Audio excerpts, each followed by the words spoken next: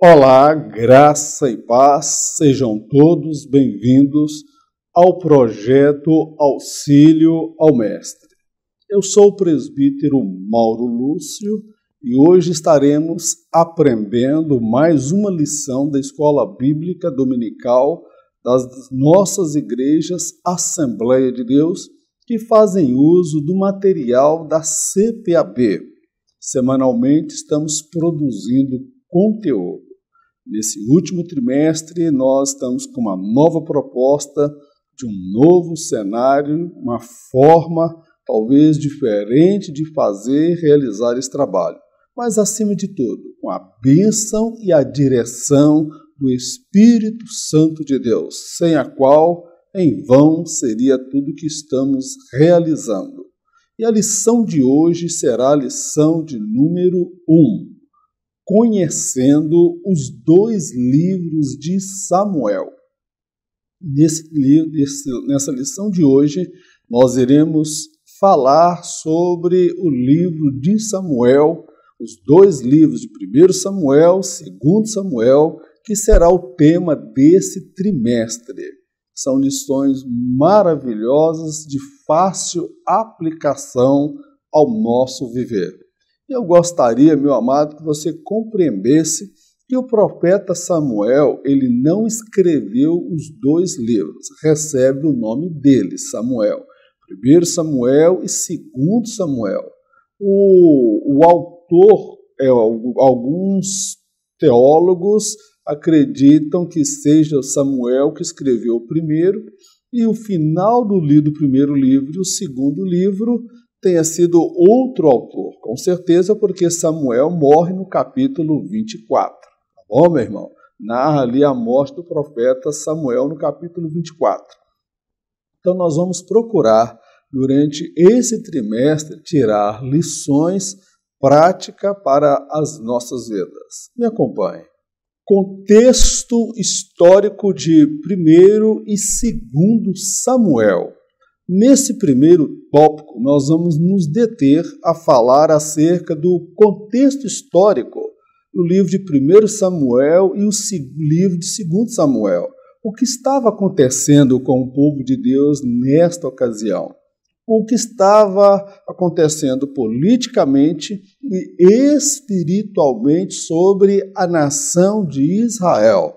Qual o propósito do escritor ao trazer estes relatos?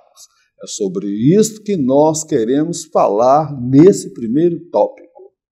A originalidade de Samuel. O autor teve como objetivo narrar a transição entre o período dos juízes e a monarquia em Israel. Samuel foi o último dentre os juízes em Israel. Coube a ele a missão de ungir e consagrar os 2 primeiros reis de Israel, a saber, Saul e Davi. O livro de Juízes pode ser considerado como o período das maiores derrotas morais e políticas de Israel. Os livros de 1 e 2 Samuel mostram como Deus estabeleceu a ordem política e espiritual no meio do seu povo. Então, falando sobre a originalidade do livro de Samuel. O livro de Samuel, ele tem aí, meu querido, como objetivo narrar esse período de transição do período dos juízes para o período da monarquia.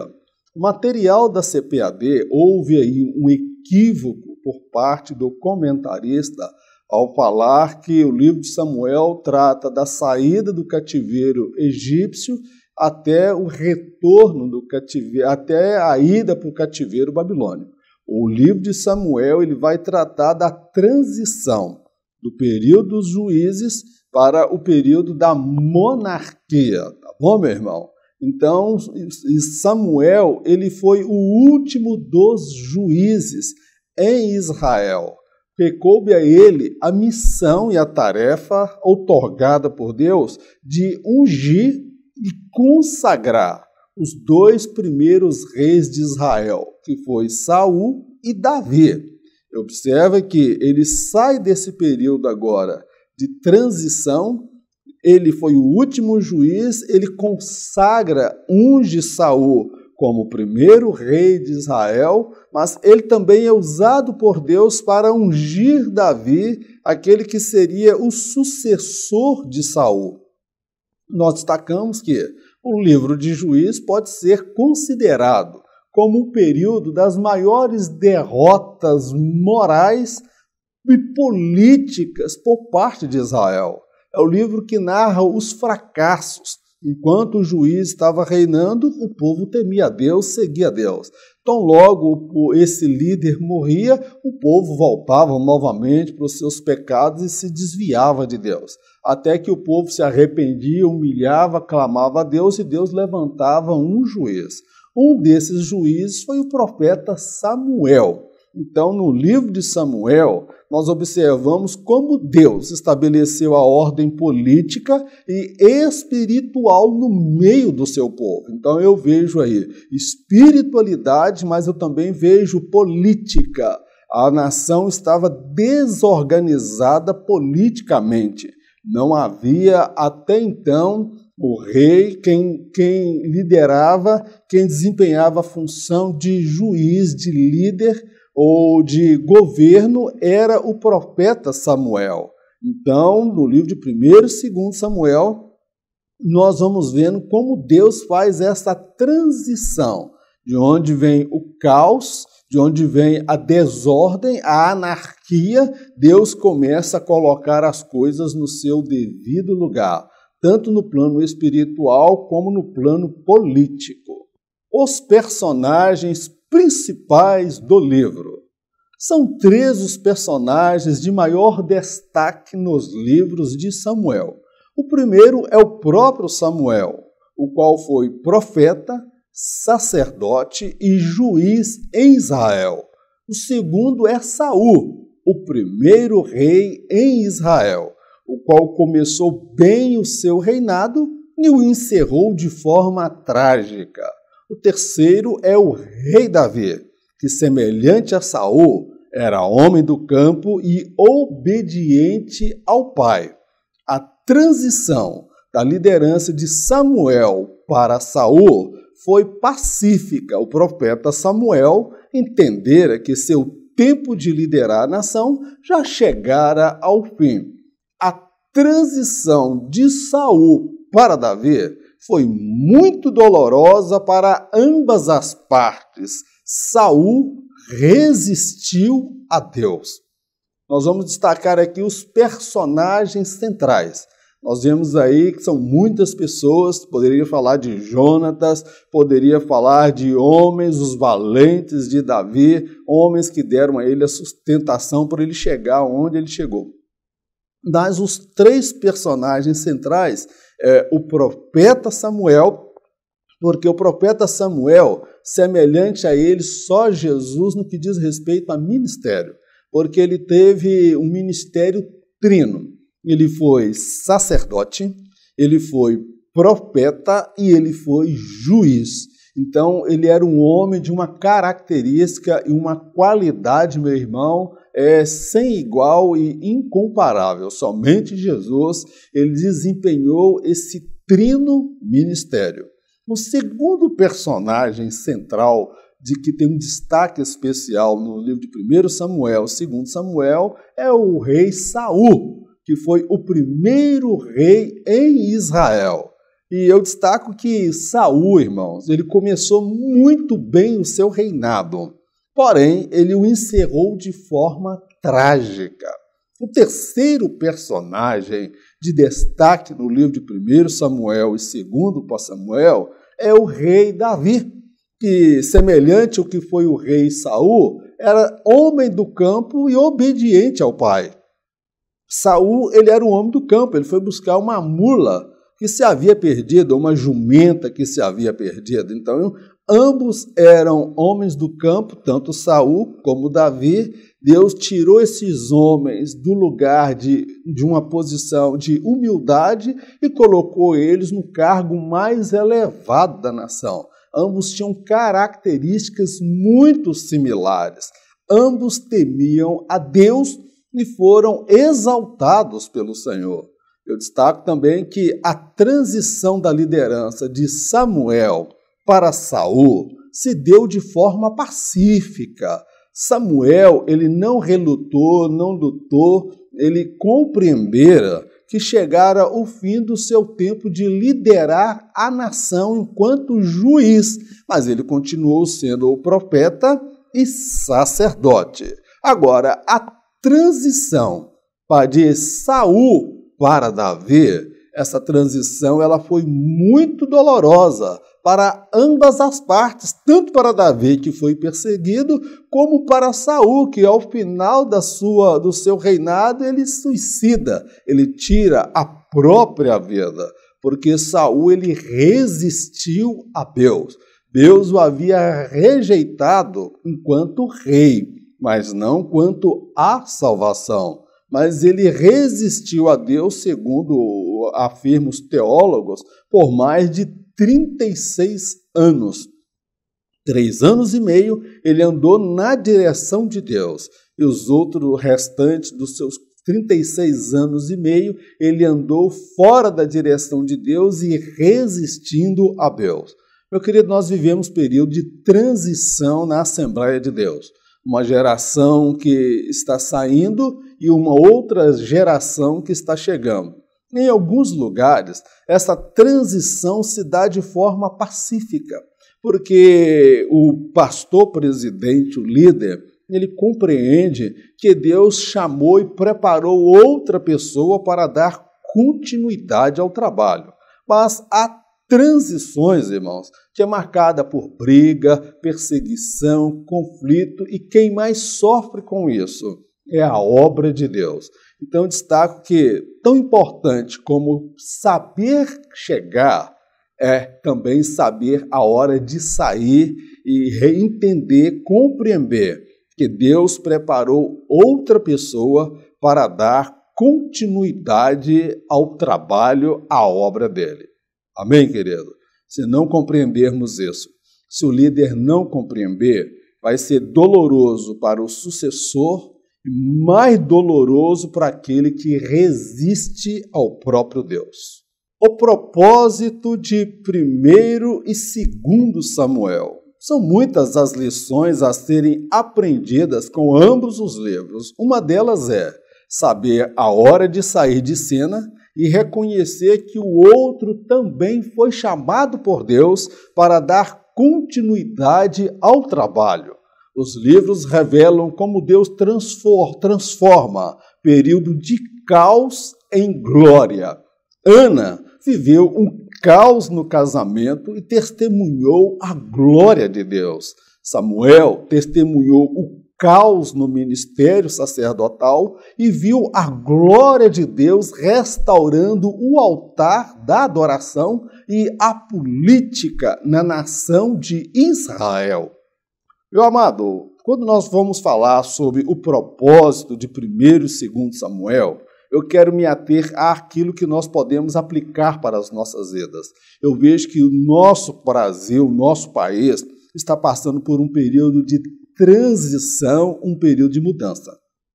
A primeira lição que eu compreendo no livro de 1º e 2º Samuel é saber a hora de sair de cena.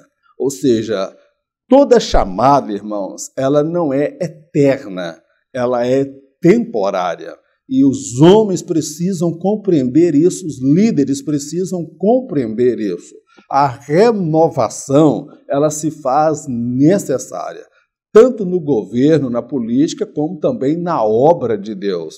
E é necessário reconhecer que o outro também foi chamado por Deus para dar continuidade ao trabalho. Há pessoas que acreditam que se ele sair da frente da obra, se ele deixar o ministério na mão de outro, o ministério vai morrer, vai acabar. Se ele morrer, a igreja, a Assembleia de Deus, parece que vai morrer também. Meu irmão, ninguém é insubstituível, tá bom, meu irmão? Deus preparou Davi para substituir Saul. E também Deus preparou Saul para o período de transição. Mas você vai falar, irmão Mauro, mas Saul foi uma escolha dos homens. A princípio, sim. Mas o Espírito de Deus veio sobre Saul e o tornou em um novo homem. Nós destacamos também que os livros revelam como Deus transforma o caos em glória.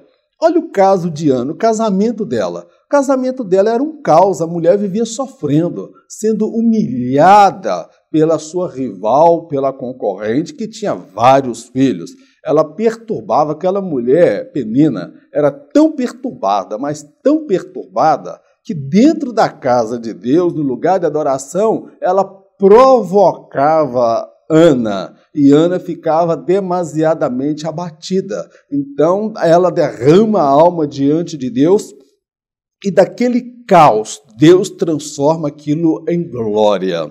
Outra coisa, nós vemos Samuel. Samuel testemunhou o caos no ministério sacerdotal. Ele viu que um sacerdote, o sumo sacerdote, que não tinha mais visão de Deus, que não tinha mais autoridade de Deus, só tinha o cargo, só tinha a fama, só tinha o título, mas não tinha mais a unção, a presença de Deus na vida dele. Nós vemos também 2 sacerdotes promíscuos e imorais, pervertidos. Então Samuel, ele cresceu vendo a pior parte podre dentro do ministério, dentro do sacerdócio. Ele tinha tudo para desistir do ministério. Ele tinha tudo para largar aquilo e ir para a casa da mãe dele. Mas do caos que ele viu também o quê? A glória de Deus restaurando o altar da adoração e a política na nação de Israel. Eu quero dizer que o nosso país, o Brasil, esteve à beira do caos. O caos político, o caos moral, o caos sacerdotal. Nós vemos ministros do evangelho se corrompendo por causa do poder, por causa do dinheiro. Nós vemos um caos moral, uma inversão de valores, ideologia de gênero, homoafetividade, que sendo ensinada na escola como se fosse um padrão normal, a santidade de Deus sendo afrontada, o caos político. Olha a situação de Brasília. Meu irmão, Deus pegou Israel num quadro muito parecido que estava o Brasil até pouco tempo atrás, e ainda está passando por um período de transição. Mas eu quero te dizer que Deus, ele ouve o clamor daqueles que são sinceros, daqueles que invocam o seu nome pedindo mudança, transformação, daqueles que choram por ver o quadro de miséria espiritual, miséria política e moral reinando nesta nação. É tempo do povo de Deus se unir. E esta mudança, ela passa pelo altar de Deus. E foi Samuel, o homem usado por Deus para, do caos, conduzir Israel para um momento de glória no ministério, mas também um momento de glória na política. Autoria e data. Nesse tópico nós vamos falar sobre a autoria, quem escreveu de fato o livro de Samuel e a data aproximada que ele foi escrito. Então é um conceito aqui mais teológico, é uma exposição, mas ainda assim nós vamos procurar, na direção do Espírito Santo, comunicar uma verdade que vai de encontro àquilo que pode ser aplicado à sua vida. Título e autor. Os livros recebem o nome do profeta Samuel, o qual, semelhante a Jesus, exerceu um ministério trino. Ele foi juiz, profeta e sacerdotes. As correntes teológicas se dividem quanto à autoria da obra. Há correntes que acreditam ser ele o autor do primeiro livro até o capítulo 24. pois no capítulo 25 narra sua morte. Deus usou pessoa ou pessoas anônimas para concluir a obra do primeiro livro e escrever o segundo. Os homens são vencidos pelo tempo, mas a obra de Deus segue. Quem é o autor de 1 Samuel e 2 Samuel? Há várias correntes teológicas que têm o postulado de interpretar e compreender. Eu não vou entrar tanto nesse mérito, levantar a bandeira. Primeira coisa, eu tenho entendimento que Samuel escreveu o primeiro livro. A Assembleia de Deus ela é deste postulado, que tenha sido até o capítulo 24, porque no capítulo 25 já mostra o quê? A morte de Samuel. Então, ele não escreveu depois de morto, tá bom, meu querido?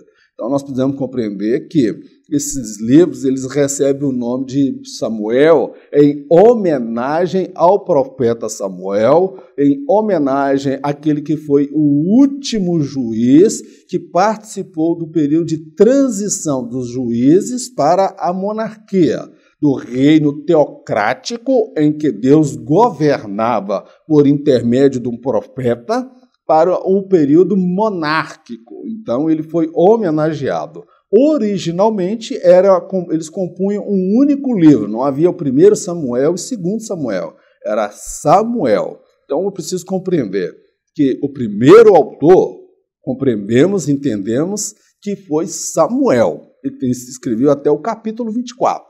No capítulo 25, aí, meu irmão, foi outra pessoa. E o livro de 2 Samuel não foi escrito por Samuel. Foi dado o nome de Samuel, foi em homenagem a esse homem que desenvolveu o ministério trino. Ele foi juiz, profeta e sacerdote. Então, o que eu compreendo? Que Deus usou pessoa ou pessoas anônimas para concluir a obra do primeiro livro e escrever o segundo. Isto é uma lição riquíssima para as nossas vidas. Hoje nós vivemos o período do estrelato. Todos sonham e almejam o estrelato. Todos almejam a fama, o sucesso, os aplausos, o reconhecimento. Quem escreveu e deu continuidade à obra, ele não teve a vaidade ou o orgulho de colocar eu, fulano de tal, escrevi esta obra. Mas, com certeza, esse escritor ou esses escritores anônimos, eles foram usados por Deus com humildade, com temor, com modéstia, para escrever uma obra riquíssima, cheia de ensinamentos para a nossa vida. Então, eu compreendo que os homens são vencidos pelo tempo, mas a obra de Deus, ela segue adiante. Meu irmão, que nós venhamos a diminuir e que Cristo cresça em nossas vidas. Meu irmão, o anonimato, ele é uma dádiva de Deus. É quando você faz e ninguém está vendo. Como eu sempre tenho dito, o melhor lugar para ser honrado, o melhor lugar para ser homenageado, para ser aplaudido e reconhecido é lá no céu, lá na eternidade. Se você quer ser reconhecido, vai para o IML, porque é lá que reconhece o defunto, quem morreu. Então, meu querido, nós precisamos de pessoas que atuem no anonimato, que a obra seja vista e que a pessoa ela receba de Deus no seu tempo o seu galardão. Por esta falta de visão, de humildade e moderação, tem havido muitas brigas, divisões dentro da Assembleia de Deus, no ministério, por causa de ganância, vaidade e orgulho. Que Deus tenha misericórdia da nossa geração. A data dos livros. Segundo especialistas, as obras compreendem um período de aproximadamente 130 anos ao todo. Esse período vai desde o nascimento de Samuel, por volta do ano de 1100 a.C., até 970 a.C., ocasião em que se deu o reinado de Davi. Compreende-se que Deus trabalha a curto, médio e longo prazos. Muitas injustiças e escândalos se deram no ministério sacerdotal até que Samuel se encontrasse apto para liderar. Muitas crises políticas ocorreram até Davi ter sido forjado no fogo por Deus. Então nós observamos qual foi a data. Segundo os especialistas, foi por volta do ano de 1100 a.C. a 970, o que dá um total aí de 130 anos. Então nós vemos que Deus levou 130 anos para tirar Israel do caos, da anarquia, para um período de glória no reinado de Davi. Então, nós observamos um período de aproximadamente 130 anos. Então, a partir do nascimento de Samuel e o início do reinado de Davi. Então, o que é que nós compreendemos com isso? Que Deus trabalha, meu irmão, sob 3 dimensões de tempo. Deus trabalha a curto prazo, médio prazo e longo prazo. Compreenda esta verdade.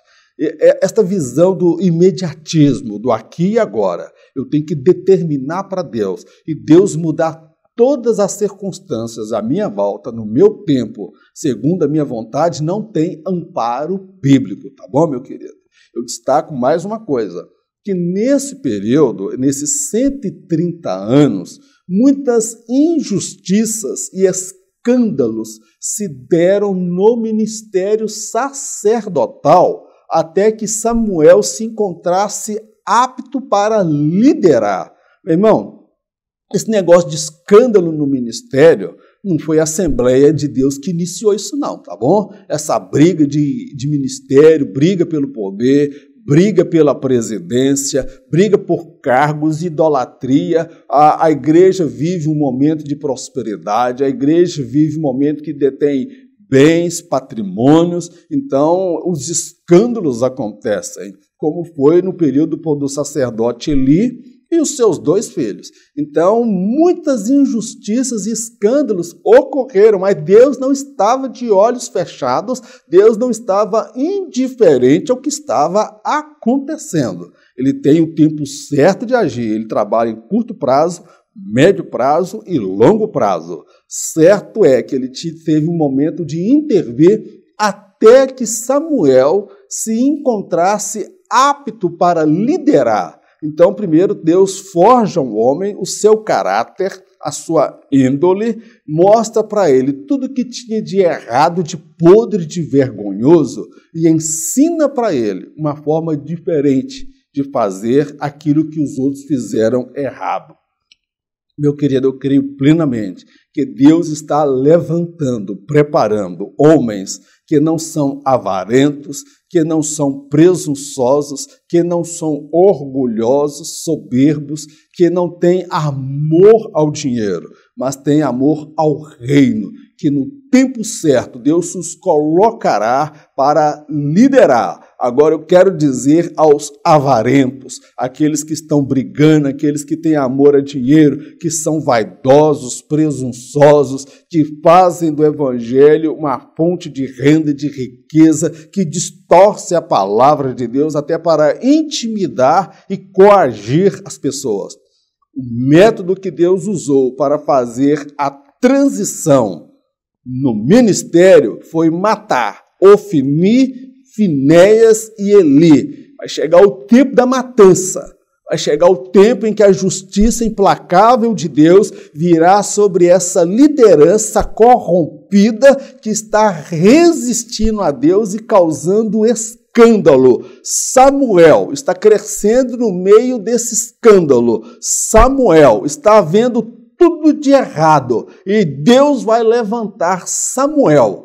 Muitos homens cheios da unção, da autoridade, com integridade, com firmeza e com sinceridade para dar continuidade a esse ministério tão lindo, tão maravilhoso que é a Assembleia de Deus, a instituição a qual servimos. Destaco também que muitas crises políticas ocorreram até que Davi estivesse sido forjado por Deus no fogo da aflição. Então Deus não pega um menino e coloca ele para ser rei. Deus promete um menino, que ele seria rei. Mas Deus, que colocasse Davi, ainda quando menino, ele não saberia como conduzir aquela nação. Mas as aflições, as perseguições, as injustiças e o deserto, tudo que Davi passou, tinha um propósito, era a faculdade de Deus, era o preparo de Deus para qualificar Davi para ser o maior monarca da história de Israel, o homem segundo o coração de Deus. Amém, meu querido? Glórias a Deus. Eu creio que Deus está mudando a realidade espiritual e a realidade política da nossa nação. E ainda tem crente que acredita que religião e política não se misturam. Deus usou Samuel, meu querido, para trazer o renovo espiritual, mas Deus usou Davi para trazer uma nova visão política de liderança e ampliar os horizontes e o reinado de Israel. A situação espiritual. Uma liderança eclesiástica cega, desviada e imoral é um prejuízo irreparável para uma nação. As derrotas políticas eram decorrentes do fracasso espiritual no qual a nação estava inserida. Não adianta religiosidade desprovida de intimidade com Deus. Ter cargo e títulos de homem de Deus não é difícil, principalmente nos dias atuais, onde muitos visam a glória do ministério. Samuel cresceu vendo a pior das corrupções, a que vem por parte daqueles que deveriam fazer a diferença.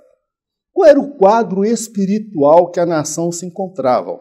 Meu irmão, a nação estava totalmente corrompida, moralmente e espiritualmente. E eu passo aqui, meu irmão, uma colocação que uma liderança eclesiástica, que no caso era o sacerdote ali, ele era cego, ele não ouvia mais a voz de Deus, ele não entendia mais Deus falar com ele, ele estava cego espiritualmente. Uma liderança cega, desviada e imoral, ela é um prejuízo, irmão, irreparável para a nação. Eu vejo que as derrotas políticas pelas quais Israel passou e os fracassos, meu irmão, o ponto central estava no altar. Ou seja, e se o povo que se chama pelo meu nome se humilhar, orar e me buscar e se arrepender dos seus maus caminhos, então eu ouvirei do céu, perdoarei os seus pecados e sararei a sua terra. Estarão abertos, então, os meus olhos e atentos os meus ouvidos à oração que se fizer neste lugar.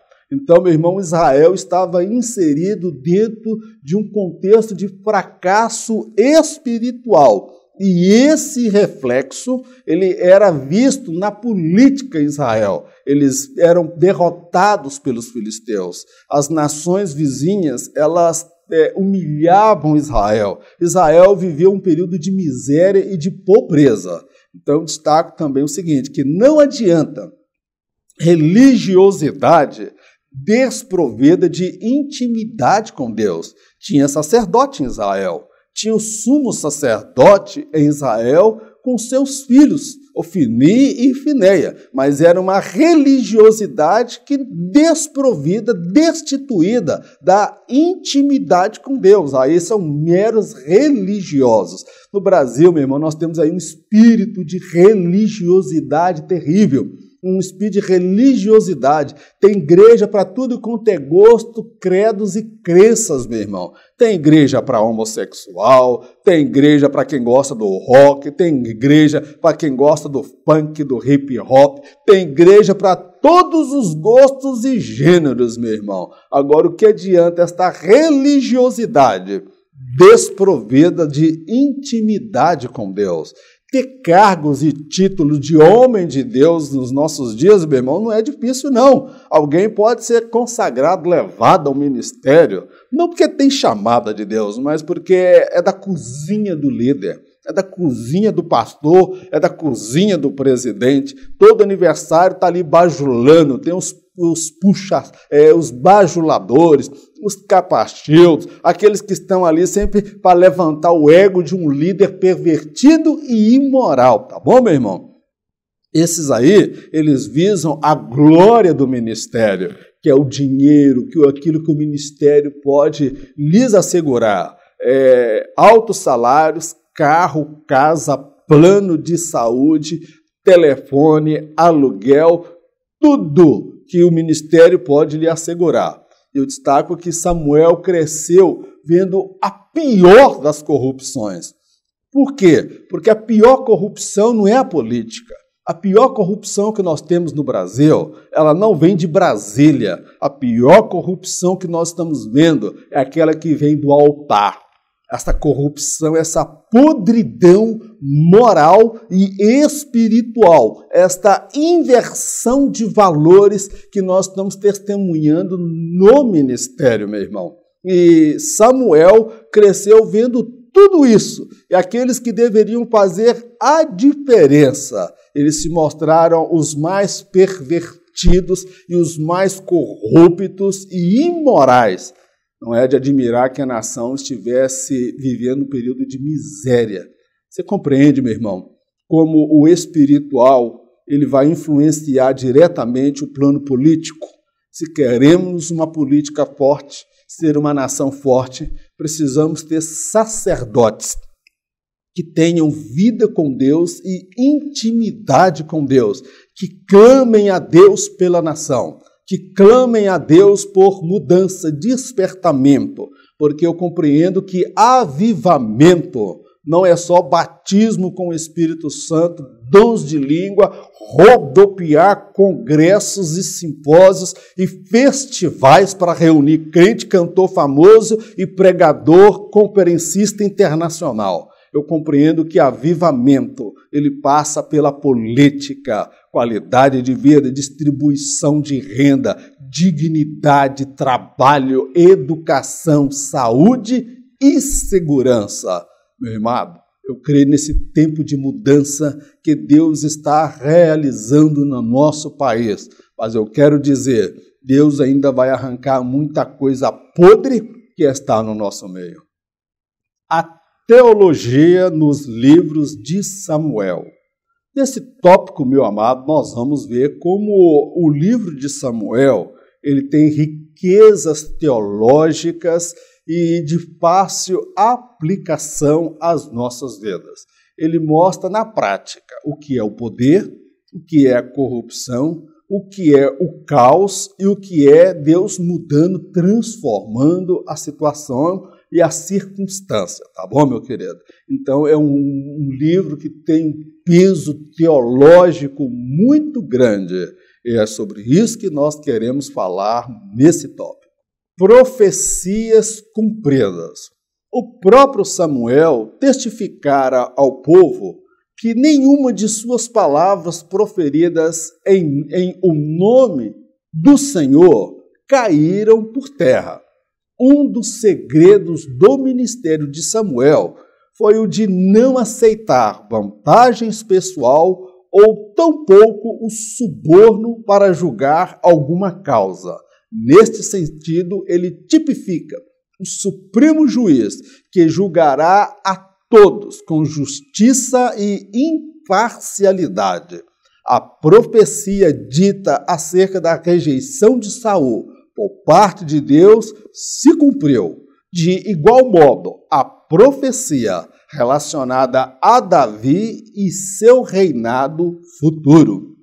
Então nós observamos que Samuel, ele, ao findar do seu ministério como juiz, ele diz para o povo, olha, eu não aceitei suborno, não aceitei vantagem, e nenhuma das palavras que eu disse no nome do Senhor caíram por terra. Todas elas se cumpriram. Samuel estava colocando em xeque perante o público todo o seu ministério. Ele disse, olhem para mim, me acusem de algo. Quando foi que eu aceitei suborno? Quando foi que eu aceitei propina? Meu querido, ele era um homem de caráter, um homem de postura ilibada, um homem, de fato, tudo que ele profetizou, todas as palavras que ele disse em nome do Senhor se cumpriu. Um dos segredos, meu irmão, do ministério de Samuel, além de ter intimidade com Deus, foi o de nunca aceitar vantagens pessoais ou tão pouco suborno para julgar uma causa. Meu querido, nós vemos aí uma inversão de valores. Nesse Brasil, tudo se compra. Não pense que a justiça no Brasil ela é idônea e isenta da corrupção. Tá bom, meu irmão? Neste sentido, nós observamos que Samuel, ele tipifica o supremo juiz. Ou seja, ele era o supremo. Nós temos o nosso supremo aqui no Brasil, que faz parte dos 3 poderes. O Samuel, ele fez parte do supremo. E ele não aceitava suborno, propina, vantagem e livrava a cara de bandido, ladrão que trazia prejuízo para a nação. Tá bom, meu irmão? Ele tipifica o supremo juiz que julgará a todos com justiça e imparcialidade. É tudo que se espera de fato de um supremo, que julgue com justiça, a partir do que diz a lei e a Constituição, e com imparcialidade. Não vai favorecer fulano, beltrano, porque é amigo de algum juiz do Supremo. Samuel, o segredo dele foi o quê? Não aceitar suborno e propina. A profecia dita acerca da rejeição de Saul, quando ele diz que Deus havia rejeitado o seu reino, meu irmão, ela se cumpriu na íntegra, porque ele foi rejeitado por Deus e ao fim do seu reinado ele comete um suicídio, ele tira a própria vida. De igual modo, a profecia relacionada a Davi. Davi, ele tinha tudo para morrer, porque Saul ele tinha todo o poder, o Estado ao seu favor, com todos os seus exércitos, dedo duro, olheiros que traziam recado dizendo onde Davi estava. E Davi, meu irmão, ele não morreu porque ele tinha uma chamada de Deus. Nós vemos aí, eu quero fazer uma contextualização.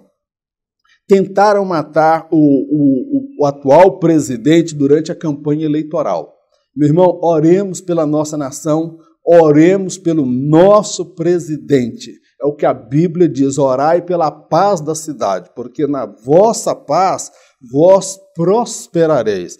Vamos orar pelo nosso presidente, orar pela nossa nação, porque eu creio plenamente que Deus levantou esse homem para esse tempo e para esse momento. E todas as palavras ditas por Samuel, todas se cumpriram. Glórias ao nome do Senhor. Em busca de um rei. Até então, a forma de governo do povo se dava de forma teocrática. Deus, por intermédio de Samuel, dava as diretrizes a serem seguidas pelo seu povo. O desejo de ser como as demais nações motivou o povo a pedir um rei, rejeitando a Deus e introduzindo um homem. Deus, de antemão, já falara acerca de um rei entre o seu povo. Porém, a forma como se deu esta transição foi desrespeitosa para com Deus e desumana para com o trabalho prestado ao longo de anos por Samuel. Olha, o povo queria um rei. O povo, nós queremos ser como as outras nações, nós queremos ter um rei. Mas como que era? Como era a forma de governo? A forma de governo era teocrática. Samuel, ele era juiz, ele era sacerdote e ele era profeta. Então, Deus falava com ele, dava as diretrizes para ele, e ele conduzia o povo até na guerra. Mas o povo falou, não, nós queremos ser como as outras nações. Então, meu irmão, olha, observa. Ah, irmão Mauro, mas o Saul foi uma escolha do homem. Eu quero dizer que lá no livro de Deuteronômio, Deus já falava da chegada do rei, das atribuições do rei e os perigos envolvendo o rei. Então, sempre foi do propósito de Deus colocar em Israel a monarquia, tá bom? Isso aqui é um papo. Agora, meu irmão, a forma como se deu essa transição do povo pressionando Samuel, usando como pretexto a sua idade, dizendo que ele já estava um bagaço, que já estava cansado, que deveria colocar outro, foi uma forma desrespeitosa para com Deus e desumana para com Samuel, que dedicou toda a sua vida, desde criança desmamado, ele servia a Deus. E Deus vira para Samuel e fala, Samuel, esse povo está rejeitando não é você, esse povo está rejeitando é a mim, dá a eles o rei que eles pedem. Então, meu irmão, essa transição, ela foi desrespeitosa e desumana para com a pessoa de Samuel e desrespeitosa também para com Deus, para com o próprio Deus, porque o desejo do povo, nós queremos ser como as outras nações. Meu irmão, as outras nações e a sociedade lá fora é que tem que querer ser como nós somos. Mas quando nós queremos ser como eles, imitar a eles e ser semelhante a eles, é um desrespeito para com Deus que põe comida na tua mesa, é um desrespeito para com Deus que te garante a vida, que te dá saúde, que alarga a sua fronteira e os seus horizontes. Nós somos o sal da terra e a luz do mundo, meu querido. O povo buscava um rei, mas a forma como foi buscada e a forma como foi introduzida foi uma forma desrespeitosa, embora Deus já tivesse mesmo o plano de colocar um rei. Deus consagrou Saul, Deus mudou ele, um outro homem, deu ele o Espírito Santo. Agora, todavia, posteriormente, ele se revelou um homem maligno, um homem invejoso, um homem endemoniado, perturbado. Meu irmão, tudo aquilo que a gente tenta apressar fora do tempo de Deus, nós vamos sofrer as consequências da nossa precipitação. Não queira imitar o mundo, mas que o mundo venha imitar a igreja. Glórias ao nome do Senhor. Os alicerces da dinastia davídica. Toda ação provoca uma reação, seja esta boa ou não. No caso de Davi, este intentou construir um templo para Deus. Na ocasião, Davi vivia em um palácio luxuoso e a Arca da Aliança ficava exposta às intempéries. Davi não esperou que Deus lhe exigisse tal atitude. Esta nasceu em seu coração e Deus se agradara de tal iniciativa. A partir deste episódio, o Senhor fez uma aliança perpétua com Davi. Quem faz o básico e o necessário jamais experimentará a grandeza de Deus. Os alicerces da dinastia davídica. Por que Deus estabeleceu uma dinastia para Davi?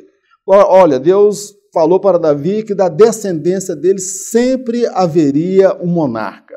Sempre haveria alguém que reinasse em Israel. É por isso que o cego de Jericó gritou, Jesus, filho de Davi. Ele estava reconhecendo que que Jesus era descendente de Davi, ele estava dizendo que Jesus era rei em Israel. Então, compreendamos isso. Ele é descendente de Davi. Jesus, ele era descendente. O Cristo veio da descendência de Davi. Agora, o que levou Deus a fazer esta aliança? Porque Deus, ele foi mais favorável para com Davi e não com Saul. Deus fez acepção de pessoas? Deus não faz acepção de pessoas. Mas observa, quando Davi chega ao rei, seu reinado, e estabelece a paz, ele estava uma certa feita no seu palácio luxuoso, cheio de coisas lindas, maravilhosas, e da sacada ele contemplou que a Arca da Aliança, ela estava exposta aos ventos, sol, chuva, estava num lugar aberto, uma lona provisória. Então ele colocou no coração, olha, eu vou construir um templo para Deus. Davi fez algo que Deus não havia colocado no seu coração. Saul não cogitou fazer algo para Deus, mas ele queria aproveitar do cargo, da posição e viver todos os luxos que o cargo possibilitava, mas na hora de ir para a guerra, para enfrentar o gigante, Saul não tinha coragem. Davi, irmão, ele fez aquilo que ninguém havia imaginado fazer. Ele intentou construir um templo para Deus, porque ele não achava justo ele morar numa mansão e a Arca da Aliança de Deus está exposta à intempérie, ao tempo, sol e chuva. Ele falou, olha, eu vou construir um templo. E Deus usa o profeta Natã e fala para ele, falou, olha, porque você propôs isso no seu coração, nunca faltará um descendente seu para reinar sobre Israel.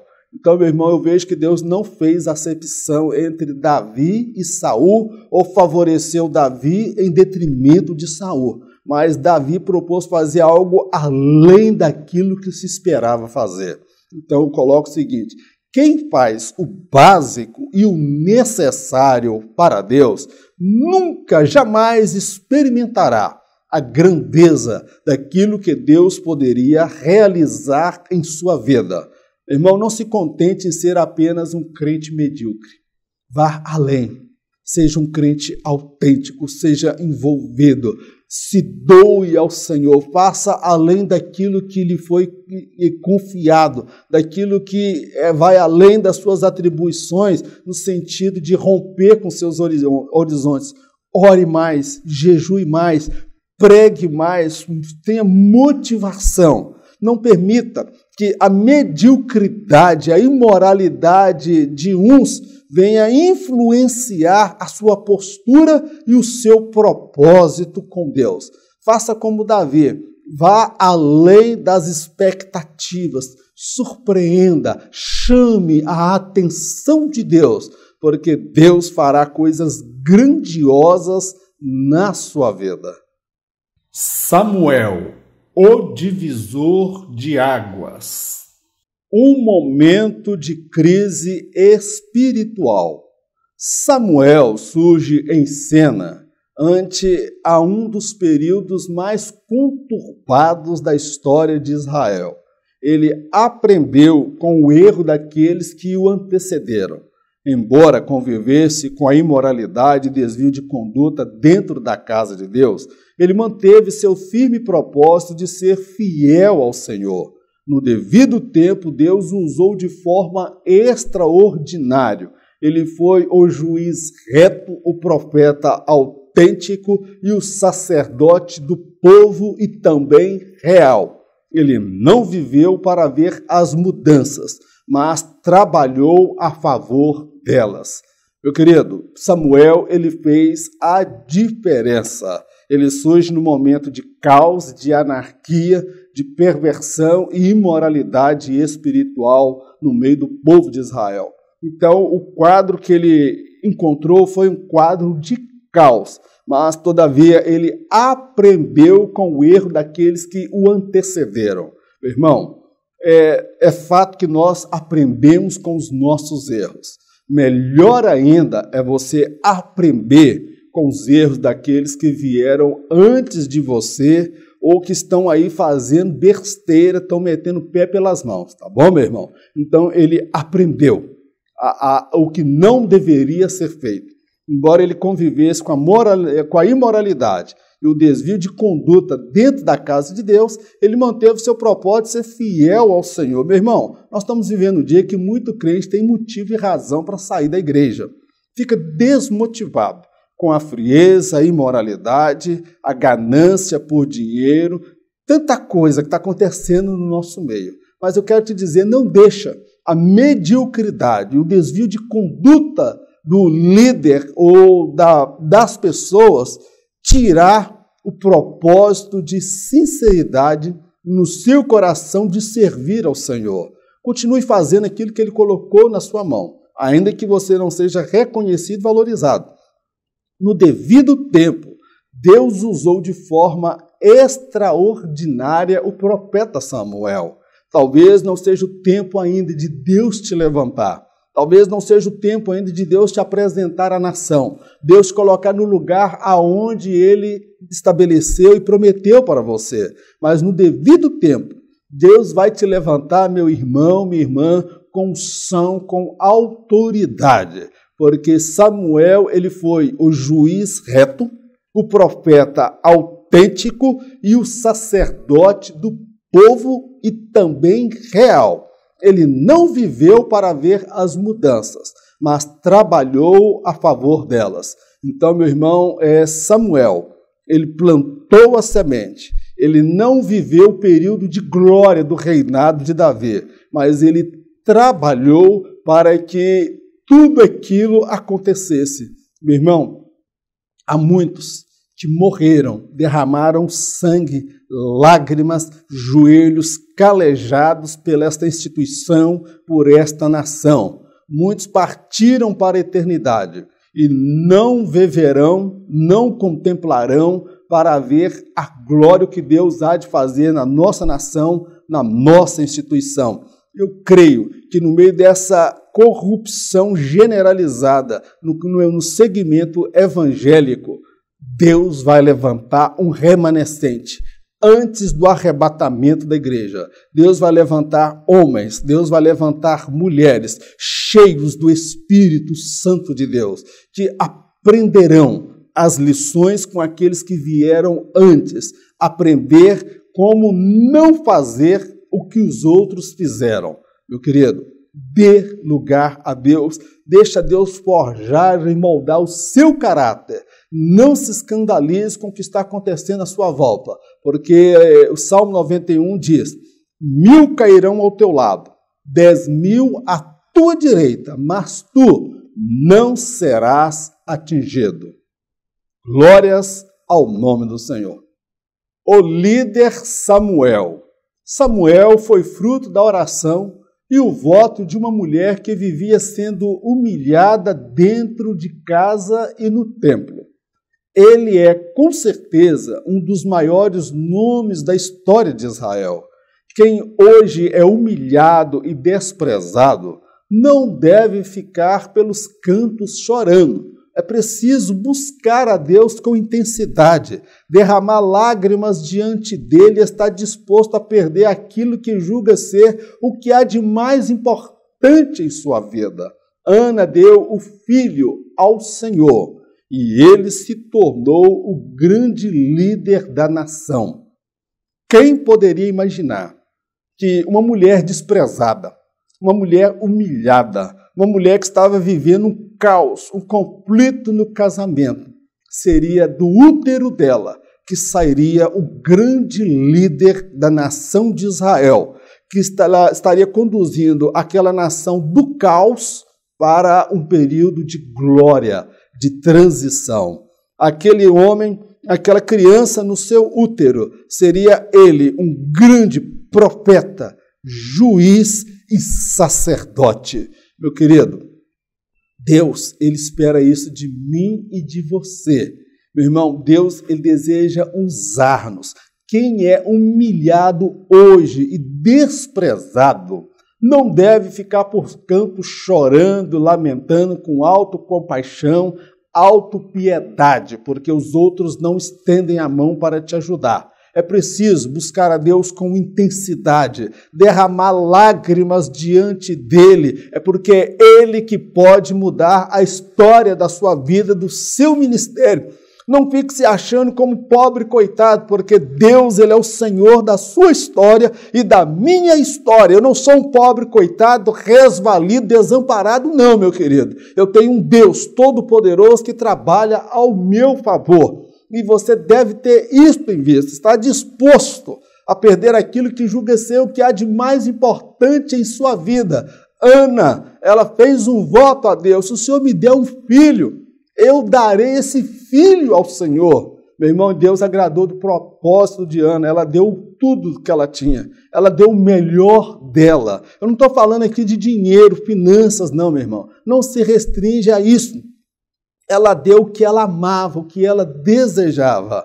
Ana deu ao Senhor o seu filho e Deus o tornou um grande líder da nação. Meu irmão, nós temos que dar algo a Deus, porque o pouco que damos a Deus, com sinceridade, do fundo do nosso coração, Ele pode fazer esse pouco algo grandioso, glorioso, majestoso, que vai mudar o caos da nação, que vai mudar o caos desse ministério, desta instituição, e vai ditar um outro ritmo, uma outra visão, um outro projeto a partir da sua dedicação, do seu empenho, da sua motivação de servir ao Senhor, apesar das circunstâncias desfavoráveis. Você vai permanecer diante do Senhor. Meu irmão, encerramos aqui a nossa lição.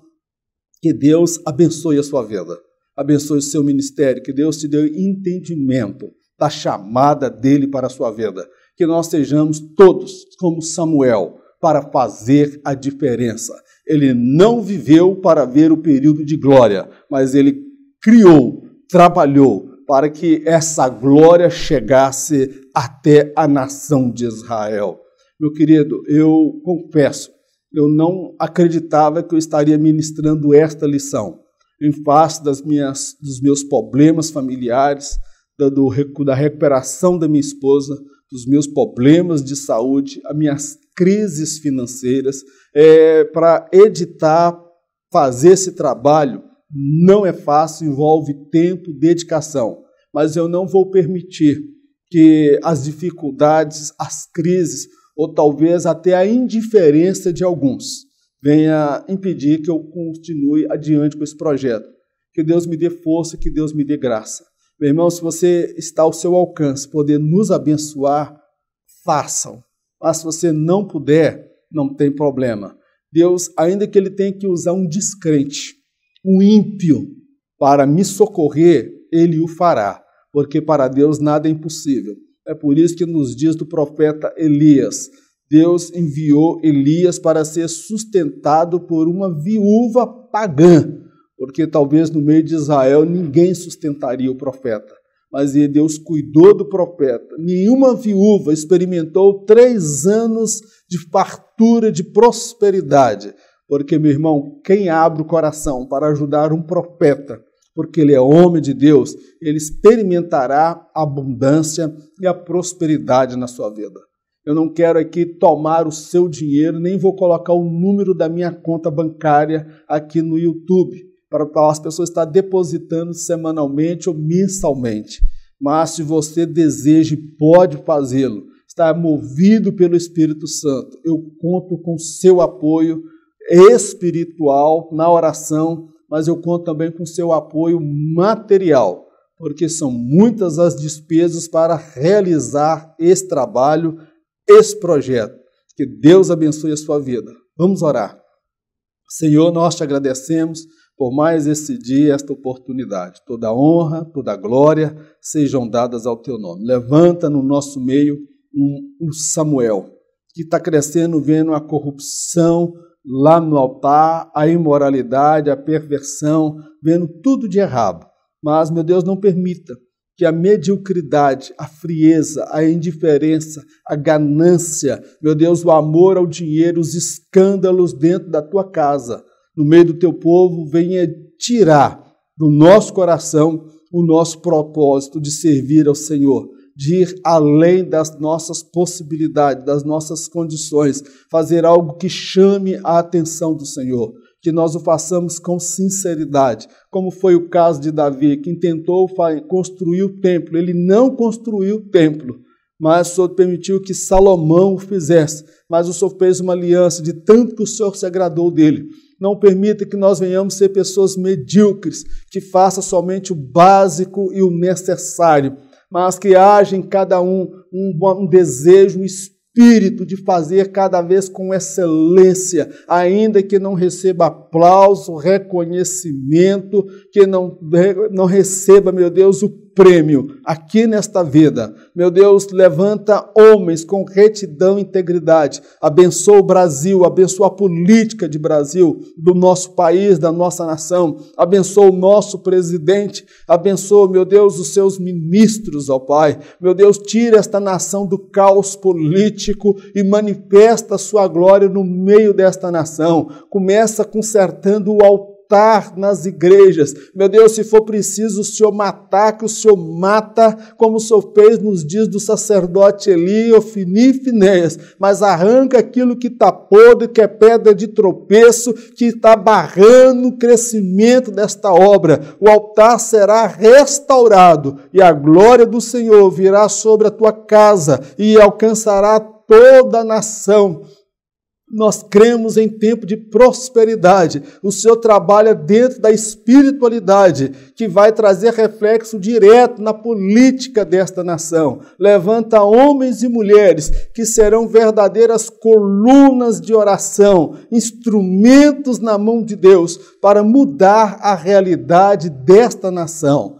Pai, nós te agradecemos por tudo no nome do Senhor Jesus. Amém. Que o grande amor de Deus, a graça do nosso Senhor e Salvador Jesus Cristo, as doces consolações do Espírito Santo de Deus, seja com todo o povo de Deus, não somente hoje, mas para todo sempre, em nome de Jesus. Amém. Deus te abençoe poderosamente e, em caso de arrebatamento, eu não estarei aqui para ministrar a próxima lição, porque se o arrebatamento ocorrer, eu estarei encontrando com o meu Senhor por sobre as nuvens. Trago-lhe a boa notícia, que eu creio que nem eu e nem você estaremos aqui. Juntos encontraremos com o Senhor por sobre as nuvens. Fique na paz, Deus o abençoe e abençoe-a em nome de Jesus. Amém.